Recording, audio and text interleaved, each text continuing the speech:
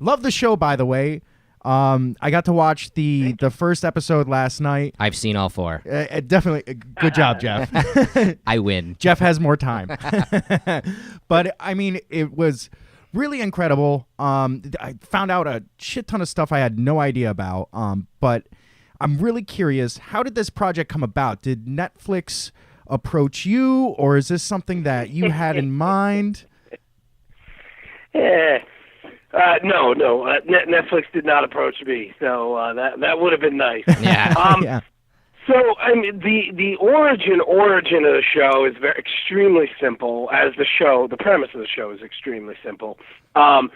You know, I'm a huge toy collector. The oldest pieces of my collection, I mean, were toys I actually played with. So basically, playing with toys led to collecting toys. So that's been going on, 37, 38 years, and I'm 41. And then I'm also a huge history buff. So, I basically, it's like I read, all these books about World War II and the Civil War and World War, whatever. Mm-hmm. And there were all these toys that I collected, and, you'd have to sit there digging with Google to find anything out about anything other than Star Wars or Barbie. Right. And even Star Wars and Barbie, there was just so much stuff that was in conflict. You would have 2 or 3 people being interviewed over and over again, and other people, and even in those interviews, they would name other people who were a part of it, but those people who were named had never been interviewed. So it was always interesting to me that there was 500 books about, World War, it's probably 2,000 books about World War II. And, He-Man was a huge thing for millions and millions of people all over the planet. And there was nothing about He-Man, really. Yeah. Now, there has, and I just want to be clear, there was a documentary made before us. There has been stuff about He-Man. There have been books read about He-Man, which we read. But I really wanted to do a deep dive into the history of the toy. So that was the origin. I basically was pitching it for probably at least 5 or 6 years, maybe more. And then what we're very known for is stand-up comedy. We produce a lot of stand-up comedy, especially for Netflix. And because of that, I know a lot of the people that work there. Mm-hmm. So I just kept bugging them. I would conservatively say it was for a year and a half. It might have been over 2 years, included in that 5 or 6 years, by the way. Yeah. And, eventually, one of the executives there, was very kind and, actually listened to what I had to say in detail and thought about it and said, you know what? Here's the type of show we would do about this, and gave me direction as to what he thought would work on Netflix. We made a 5-minute sales tape that basically showed how we would do a series about this. They loved the sales tape. They asked us for a treatment. We did a 20-page treatment that broke down the series episode by episode, and then also showed how the whole thing would work in the long run. And that's what finally did the trick, and they bought the show. That's awesome. I have 2 follow-up questions of that. How big is your toy collection? I'm sitting in it right now, and I mean, it's gotta be at least 400 or 500, at least 400, at least 450 unique objects. And what's the bulk of it? Is it like Simpsons characters? Or No, I don't think I have a single Simpsons in here. Funny you should say that. I would say, without a doubt, the number one biggest portion is Star Wars, then probably a close tie between G.I. Joe and Star Trek. Nice. And then right behind that would be a tie between Batman and Transformers. So no Barbies? And then, no, well, I do have 2 Barbie dolls now. Yeah. The Barbie episode, the two things we covered that I knew the least about was Barbie and He-Man. Yeah. And I bought my first He-Man figure ever about 5 months ago, and my first Barbie dolls probably about 3 months ago. Mm-hmm. So I definitely have Barbie now, and I don't know. I'm sorry, I don't know who's who, but I know one of you said you'd seen all 4. That would be me. The Barbie episode. Yeah. Who's that? That's Jeff. Who's that? This Jim? is Jeff. Jeff. Or Jeff, Yes. sorry. No. Yeah, the Barbie doll that I bought was the one that had the eyes looking forward for the first time ever. That's cool. Of everything I learned in these 8 episodes, that was probably in the top 3 most interesting and powerful things I learned. So that's the one I got. And then, of course, I just on general principle had to get Malibu Barbie. Right, of course. And it's great that you brought that up because after watching all 4 episodes, and for our listeners, the first 4 are on Netflix now. They cover Star Wars, Barbie, G.I. Joe, and He-Man. And I was impressed with some of, like you were saying, like being able to talk to the myriad of people that you talk to. Some of the stuff that you guys uncovered, I never knew. And I'm an avid collector of toys and love the history of it and stuff like that. And I did not know that, obviously, not collecting Barbie, but I did not know that Barbie didn't look forward into the 80s. I thought that was really surprising. Another thing I thought was really surprising in the Star Wars episode, when they were talking about how specifically the Ewok line was repurposed for the Robin Hood Prince of Thieves line in the 90s. Like all those toys were just kind of got new stickers slapped on them and a new coat of paint and were just repackaged for that. And the same thing happened to actual Star Wars toys. They took just random toys and slapped a Star Wars sticker on it and repurposed it and resold it. I didn't know that was such a big thing in the toy industry, was this recycling of toys. Yeah, it's so funny you bring that up. As I said a couple of minutes ago, we made that sales tape that got the show greenlit. Uh-huh. And in the meeting where we pitched the show, there were audible gasps from everybody when we showed the Gamorrean Guard became Friar Tuck. Yeah. And that is we redid it, of course, in a bigger, fancier way. Yeah. But the only thing that literally happened in the sales tape that occurred in the series was that Gamorrean Guard Friar Tuck thing. So I'm so glad you brought that up. But yeah, that literally, like I said, we updated it and made it pretty, but that we did that almost shot for shot. So I'm so glad you brought that up. That's really funny. It was just so interesting to me because, I think about especially a property like Star Wars, or even go towards G.I. Joe, where there are just hundreds and hundreds of characters, therefore thousands of different versions of toys and that kind of stuff. But then the industry kind of eats itself and kind of repurposes, itself. Yeah. Like it's very, very. That's why I think a show like this works so well. And you're going to have 4 more episodes coming out in 2018. Correct. What can you talk about? What toy lines those will deal with? Yeah, it's Transformers, Lego, Hello Kitty, and Star Trek. Excellent. And I feel like, those 8, I think, are probably some of the biggest, most iconic, and I know obviously that's what the show was going for. But you guys, I think, are touching upon a niche that it touches everybody, whether you grew up in the 50s or the 80s, like action figures, toys, dolls, they were a part of your everyday play. And I feel like this show, the show that you're creating, The Toys That Made Us, could go for multiple seasons. Are you looking towards that? Yeah. That's the goal and the dream. I feel like there's still a lot of iconic lines that we haven't touched, like Hot Wheels Matchbox. Oh, yeah. Power Rangers, Yeah. My Little Pony. Teenage Mutant Ninja Turtles. Without a doubt, the number one top of the list is Ninja Turtles. Yeah. And then, through Facebook and social media, one of the, other than Turtles, the number one toy we keep getting asked to cover if we get any more seasons is WWE, WWF toys. I didn't even think of that either, but as soon as you said Me that, neither. it dawns on me. Yeah. The amount of toys that, because I remember being a kid in the 80s, and I remember having a Hulk Hogan action figure. Yeah, I did for too, sure. yeah. I definitely had one of those. But you could collect all of them. But now, with the rebranding and WWE and all the WCW and all these other factions, the toy line, I never even dawned on me. But that's amazing. That's so many toys. Yeah, no, we, very similar to the He-Man episode. As I think I told you, I never played with He-Man. I didn't know anything about He-Man until about a year ago. But similar to that, I don't know anything about wrestling. I was never into wrestling.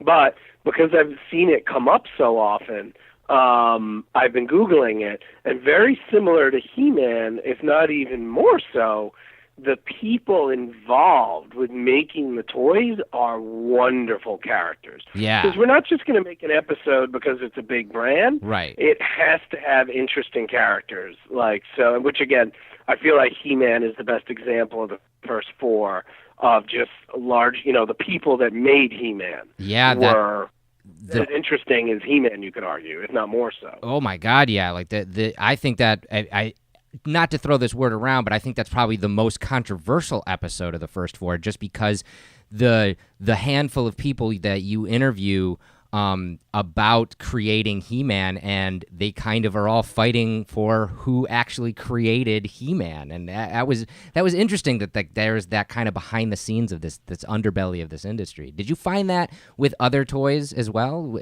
Throughout all your interviews? Yeah, I mean.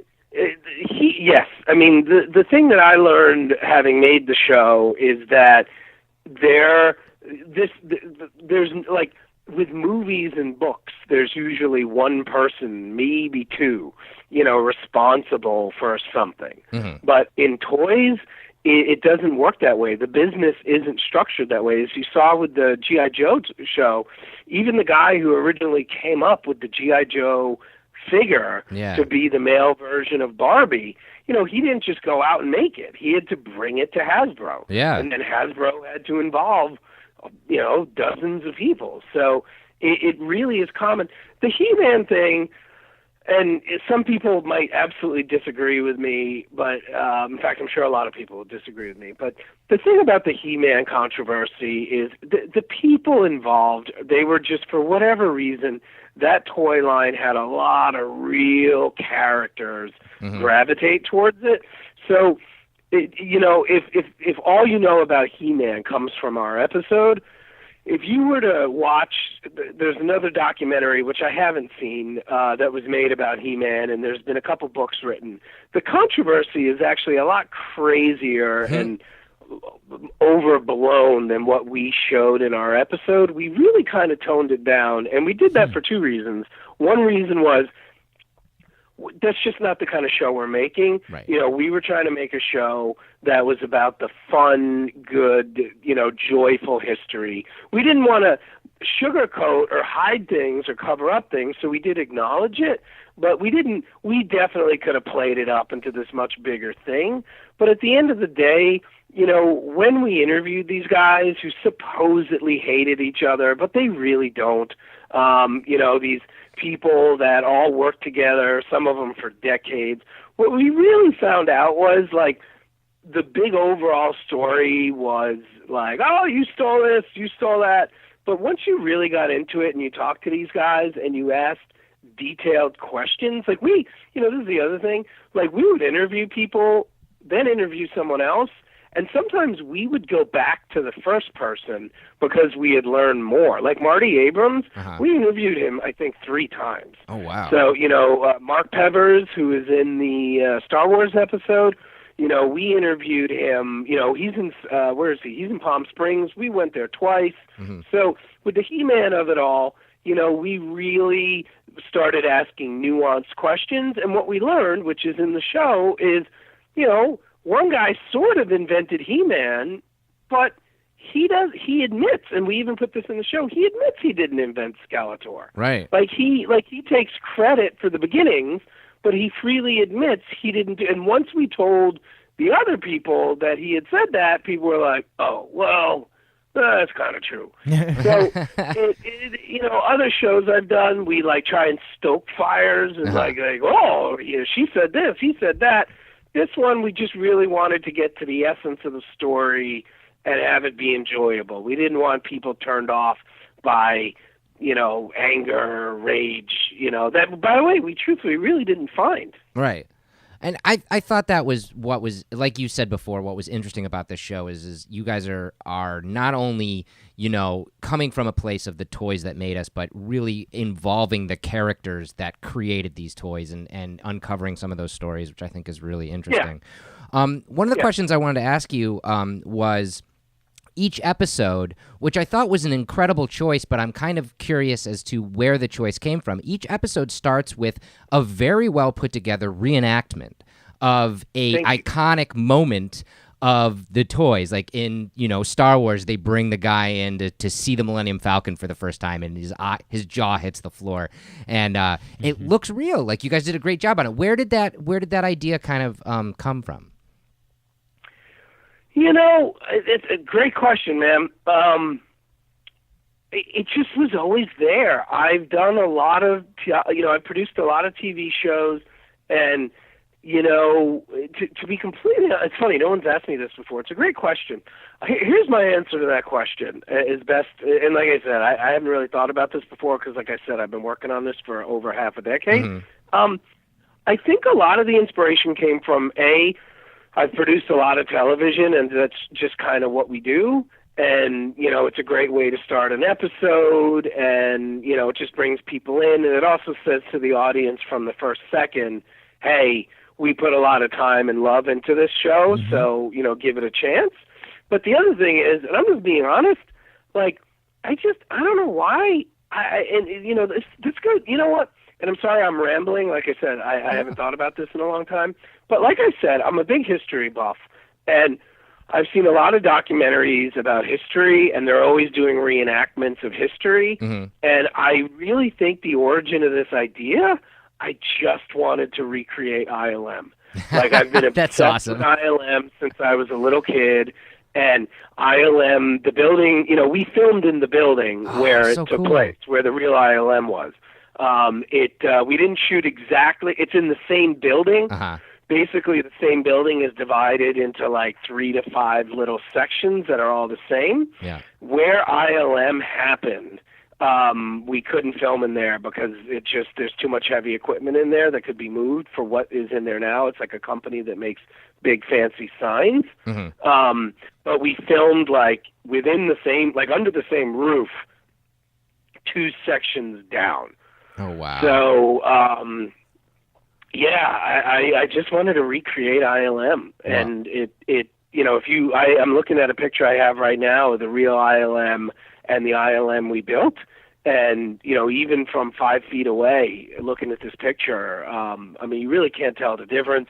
We matched the same, what people were wearing. Yep. It's not, we didn't pull a James Cameron with Titanic by any stretch of the imagination, but it's like, somebody, there were like 5 people in the famous picture that we recreated. If there was a guy in a red flannel, we had red flannel. With the whole thing there with the Millennium Falcon, the whole Death Star docking bay.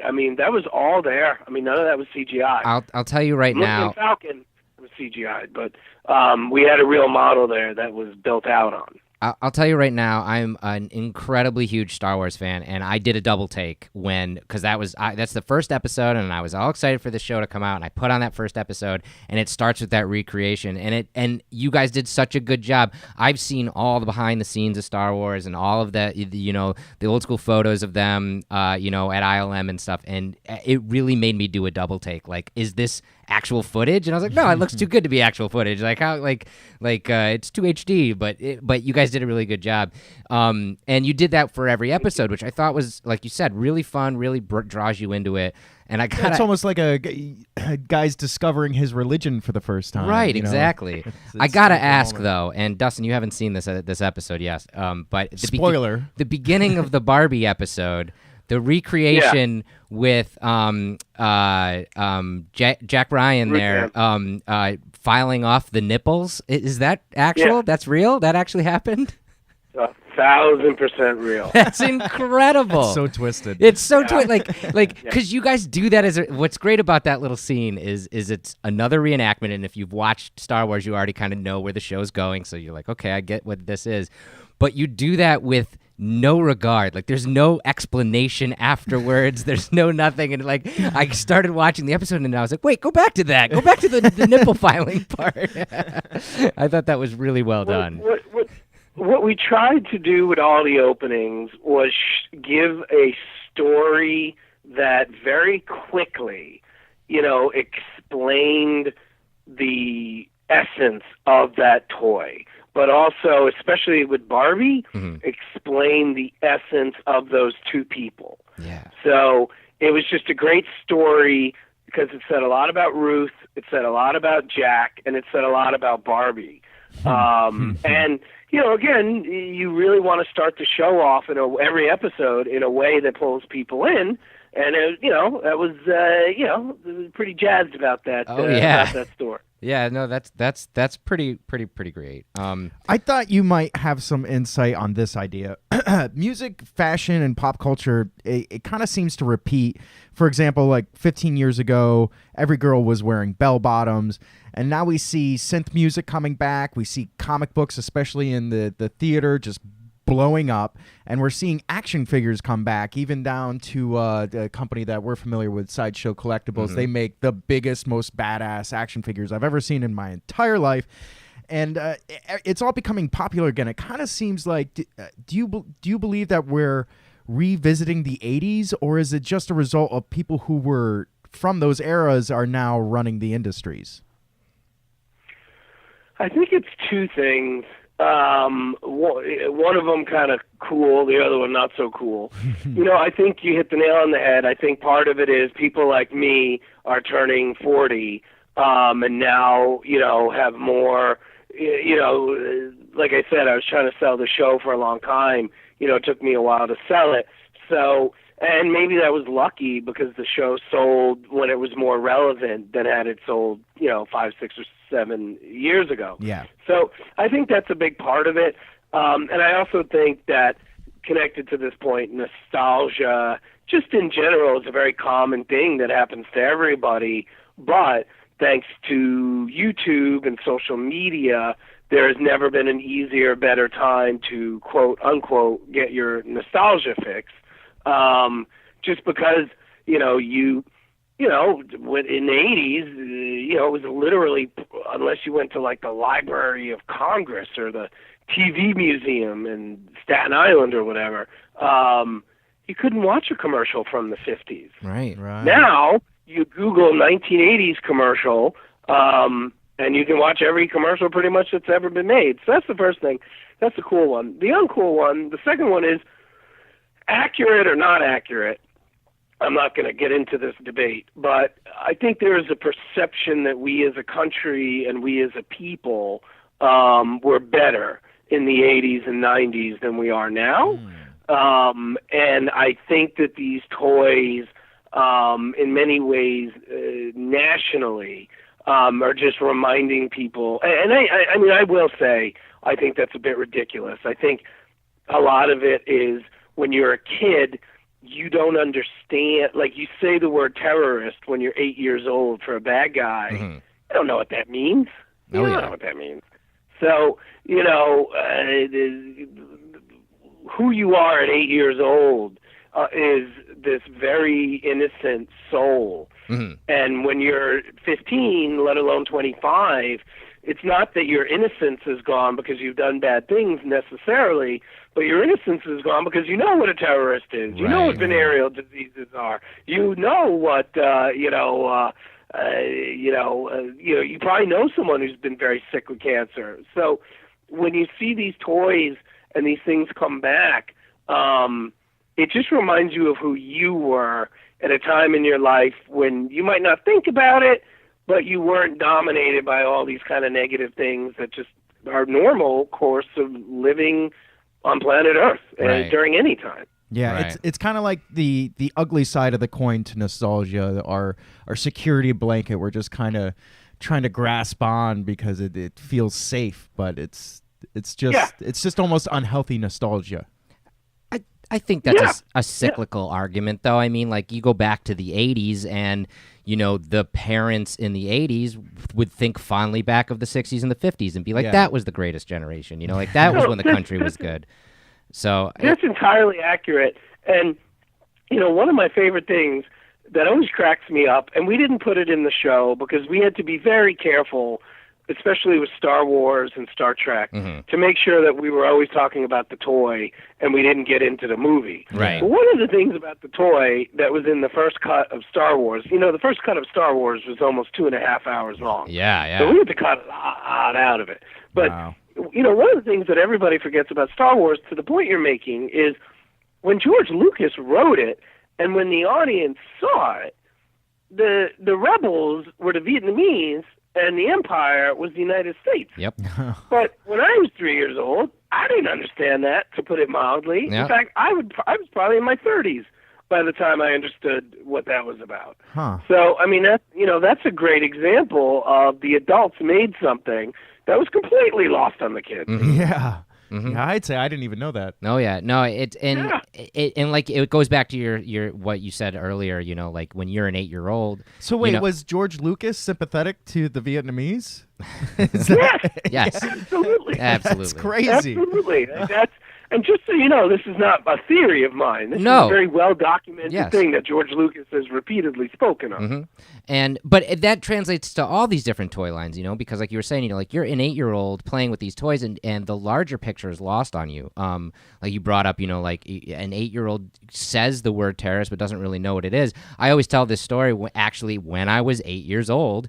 I got in trouble with my mother, and she told me I had to stop watching G.I. Joe because I called her one of the names that G.I. Joe called Cobra, and it was like a slimy terrorist, or like some buzzword, like they were yelling at Cobra at something, and I got mad at my mom for something because she took a toy away or something, so I called her that name, and she's like, "Where did you learn that from?" And I was like, "G.I. Joe," and she's like, I couldn't watch G.I. Joe for like a month. Well, if you think about it, that would be a great way for George Lucas to show his view on the Vietnamese War without being so controversial that people just totally look past it and just think, oh, you're siding with the enemy. Instead, he's giving you a totally brand new story to give you some idea of what it's like to sympathize with your enemy, which is actually really, really cool. Yeah.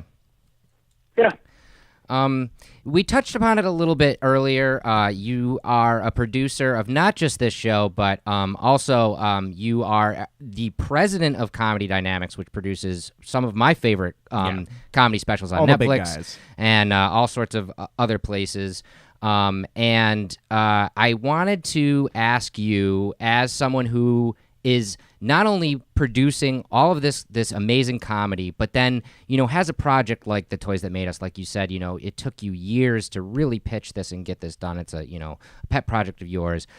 We ask this question of every guest we have on the show. What fuels you to actually keep going out there and finding these new projects and creating incredible entertainment for the rest of us to enjoy? It's a very simple thing. There's no greater feeling that I'm aware of outside of my family. There's no greater feeling than somebody telling you an emotional reaction that they have to something you helped create. So, from people telling me they love the Star Wars episode or the Barbie episode to, they love one of the comedy specials that we made. It is the great, and again, I've been doing this for almost 20 years, but the feeling that some guy in Kentucky or some girl in, Madrid, watched something that you were a part of, there's no greater feeling.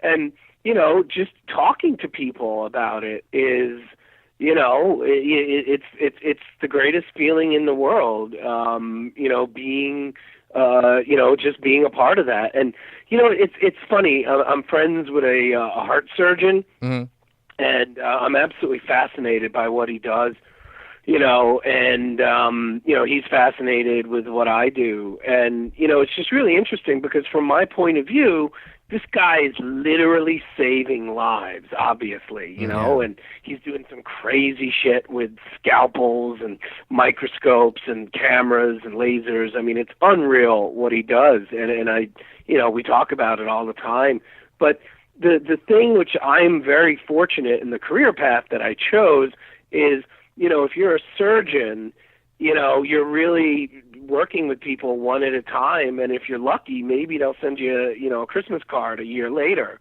But when you're a TV producer or a movie producer, I get emails and social media and texts and whatever all the time, from people seeing stuff that I did 15 years ago. And it's the greatest feeling in the world. And that is without a doubt the single most important driver that I have. That's awesome. I like that. Is there any comedian that you haven't worked with that you'd like to work with? I mean, the main two are dead. So, unfortunately, I didn't get to work with Carlin. I never even met Carlin. I never even saw him. And also Richard Pryor. Yeah. I never met him or even saw him. So that's very depressing to me. But if I'm not to take a cheesy kind of BS answer to your question, the two people that I am dying to work with more than anybody, without a doubt, that I haven't worked with would be Dave Chappelle, and if he ever does stand-up again, which I think he will, would be Eddie Murphy. Nice. Those would be very, very, not very high on the list. That would be tied for first place. And I'd like to work with Chris Rock as well. He's someone who I've met a bunch of times, but I've never worked with him. But he's another one who literally, can read the phone book and make me laugh. So, it would probably be those three. Nice. That's awesome.